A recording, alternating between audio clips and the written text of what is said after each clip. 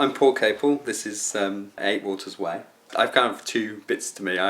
My daytime is I work for Ordnance Survey, so I go out and survey lots of amazing buildings in London, and I guess that kind of is inspirational in some ways because you see lots of different designs in my day-to-day job. And then in the evening I organise lots of things, so we do kind of inspirational things in festivals.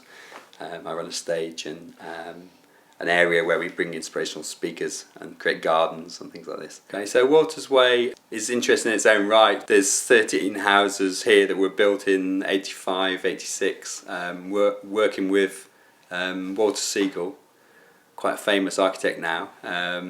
He developed a system of self-build that people could actually do themselves. So the whole idea was that you could remove the wet trades and people could actually construct a dwelling for themselves.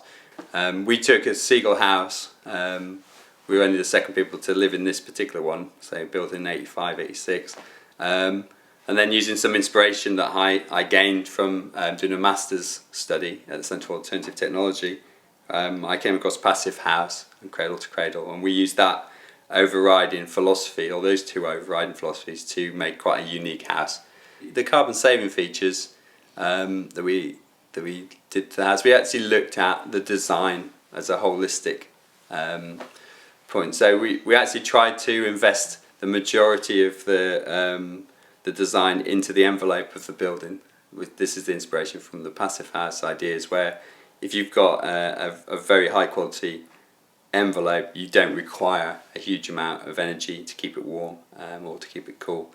These Segal houses are quite unusual in the fact that they're built on piles in the ground, so you can build them amongst trees, and they're on stilts, so we actually were able to access the underneath of the house. We also we upgraded the walls, and we also upgraded the ceiling, the roof. When we updated the envelope of the house, we took an original Walter Segal house, which is a timber framed self-build structure, and the idea that Walter Segal came up with was a system that people could actually build themselves. So it was quite a simple technique. It was built on a grid using standard sizes and standard materials, and it was basically kind of a sandwich construction. And what we did this is actually, in the old house, we'd be actually stood outside in the garden where I'm stood at the moment, and this panel is the actual outside of the original house. That was the original colour, and we took that colour and used that to inspire us in our choice for the windows, and also the choice of the render that we covered the installation with. What we actually did was took off the waterproof layer, which is what this was, from the original sandwich, and the sandwich was basically plasterboard, like a core material, and then a waterproof layer on the outside, and that was sandwiched together and bolted. We took off the weatherboard. From there we actually clad the house in OSB board to make a racking board to actually keep the stability of it, and then we attached the first 100mm of wood waste material, and then the second 100mm of wood waste material, and then it was lime rendered on the outside. So the whole structure can still breathe, because the original house was a breathable structure. So we didn't wrap the house in plastic. We didn't make an air tightness layer around the whole house, but the thickness, the density and the thickness of the insulation materials has the same kind of effect, but it does actually breathe as well. The actual technologies that we installed, we've got solar thermal on the roof, which connects to a heat store, and that connects to the underfloor heating. So in the winter time we use that to actually heat the space. In the summertime that heats our domestic hot water. So we have different things that we do at different times. So the technologies were quite minimal. There was the solar thermal on the phase 2, but we also installed mechanical ventilation with heat recovery to work in the winter time. I think that's the majority. The phase 2 was actually putting 2 kilowatts of PV on the roof. In addition to the technologies, we tried to go for quite an experimental approach in using as much passive heating and cooling in the design as we could. We're very, very lucky in that we're orientated completely south, so we have a very good solar access.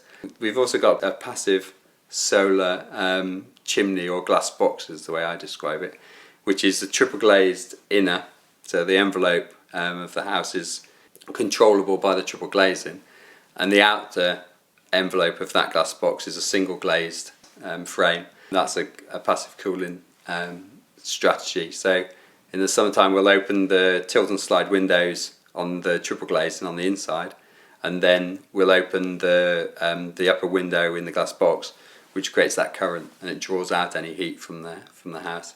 In the winter time we keep those top windows closed, and on sunny winter days we can open the triple glazing and let that heat that's been generated within that structure into the house, and then close the triple glazing again.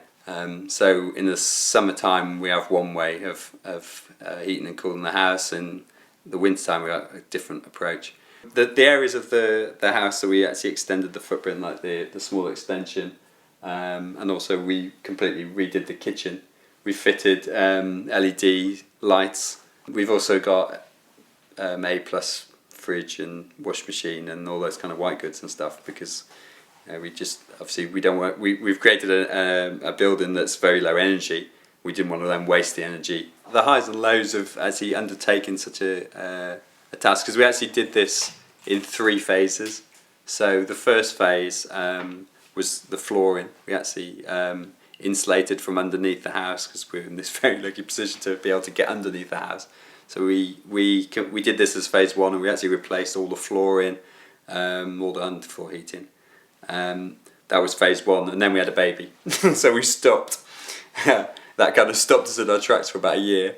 And then phase 2, we actually undertook between opening the house to the public between September 2008 and September 2009.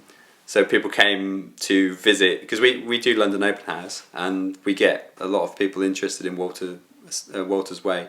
So it took a long time, took quite a lot of an investment. It also got to a stage where we'd kind of dismantled the outside of the house. We'd kind of taken out the old windows, and we were living in this OSB clad box was covered in scaffolding, and we kind of looked at it and went, oh my god, you know. And also when our triple glazed units came fully fitted, it took about 8 of us to actually move the things, because they were so heavy. And that was quite an interesting part of the build, when we had to construct a special hoist and get lots of neighbours to help us carry these massive windows in through the garden. But I think overall we're very, very pleased with the aesthetic of the house. We didn't want to build a house that didn't fit in with our neighbourhood, so we took lots of the elements of the original house and kind of brought them through into the final design, because we wanted to have a house that looked nice as well as just being very, very energy efficient.